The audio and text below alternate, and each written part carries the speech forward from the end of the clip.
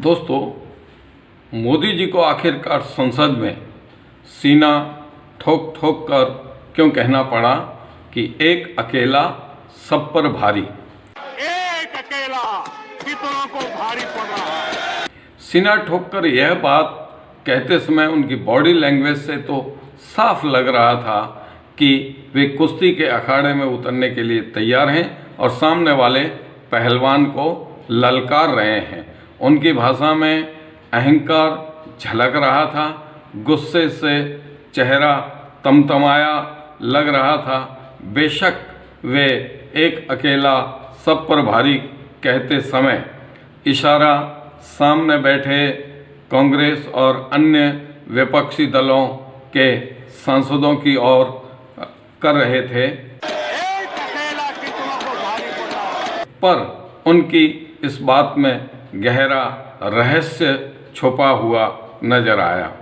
दरअसल वे प्रत्यक्ष रूप से तो कांग्रेस समेत अन्य विपक्ष को सुना रहे थे, पर अप्रत्यक्ष रूप से वे बीजेपी और एनडीए के घटक दलों के सांसदों, मंत्रियों, इनके नेताओं तथा आरएसएस को भी सुना रहे थे। अब आते हैं मूल सवाल पर कि आखिरकार मोदी जी को यह क्यों कहना पड़ा कि एक अकेला सब पर भारी, और इसके मायने क्या थे।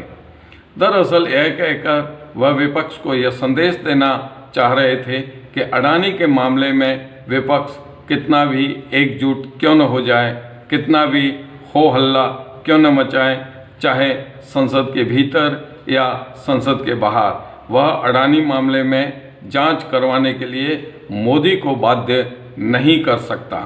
साथ ही यह भी संदेश देना चाह रहे थे कि विपक्ष कुछ भी कर ले, उनका कुछ नहीं बिगाड़ सकता। दोस्तों, इसमें कोई दो राय नहीं है कि मोदी जी लंबी पारी का गेम खेलने वाले खिलाड़ी हैं और वे यह सब बातें अडानी से उनके लंबे अरसे से चली आ रही दोस्ती को लेकर कह रहे थे, जिसमें यह रहस्य छुपा हुआ था कि अडानी और उनकी दोस्ती टूटना इतना आसान नहीं है जितना विपक्ष मानकर चल रहा है। दोस्तों, यहाँ बीच में मैं आपसे आग्रह करता हूँ कि यदि आप इस चैनल पर नए हैं तो चैनल को सब्सक्राइब कर लें और वीडियो को लाइक और शेयर करना न भूलें। दरअसल राहुल गांधी और विपक्ष ने मोदी जी और अडानी के रिश्तों को लेकर पूछे गए सवालों से वे खासे खफा नजर आ रहे थे। मोदी जी के हाव भाव से तो कमोबेश यही लग रहा था कि मानो राहुल गांधी और विपक्ष ने अडानी को लेकर उनसे सवाल पूछने में कोई बहुत बड़ा गुनाह अपराध कर लिया हो। तभी तो छाती ठोक ठोक कर उन्होंने कहा कि एक अकेला सब पर भारी। उनकी बॉडी लैंग्वेज, उनके हाव भाव और तल्ख तेवरों से तो कमोबेश यही लग रहा था कि वे विपक्ष के साथ एनडीए के घटक दलों और आरएसएस को भी साफ संदेश दे रहे थे कि किसी भी तरह के मुगालते में मत रहना। मोदी मोदी है, वह जो कुछ भी है अपने खुद के दम पर है और अपने बलबूते पर है। यहाँ आपको यह भी बता दें कि एक अकेला सब पर भारी वाली बात कहने में हो सकता है मोदी जी का अहंकार हो या फिर अडानी को इस पूरे प्रकरण में बचा लेने का आत्मविश्वास, पर उन्होंने साफ संदेश दे दिया कि वे किसी से नहीं डरते। सब मिलकर जो करना है कर लो, मोदी को कोई फर्क नहीं पड़ता। इन सब में कौन कौन हो सकते हैं, तो इसमें सत्तासीन दल और एनडीए के घटक दलों के सांसद व मंत्री, बीजेपी और इसके नेता, इवन आरएसएस भी। यह तो सबको पता है कि आरएसएस भी आखिरकार एक संगठन है और संगठन को चलाने के लिए सत्ता भी जरूरी है। बिना सत्ता के संगठन अपने एजेंडे को लागू नहीं करवा सकता।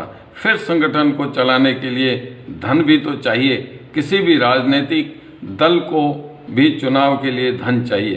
तो यह सब जानते हैं कि यह धन आता कहाँ से है। सत्ता के सहयोग से ही धन आता है, यह बात किसी से छुपी हुई नहीं है। उनके कहने का मतलब यह भी था कि मोदी नामक एक मजबूत पिलर है, उनकी लोकप्रियता बरकरार है।